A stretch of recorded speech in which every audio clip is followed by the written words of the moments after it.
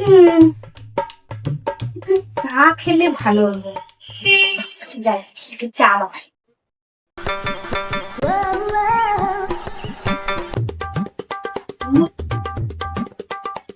টাকাটা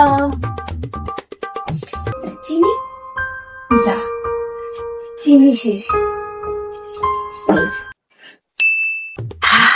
এইবারে রমিদাকে দিয়ে চিনি আনাবো।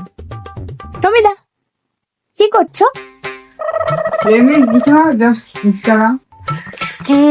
বলছি একটু চা খাবে? বৃষ্টি পড়ছে, খাও না। চা খাবো না।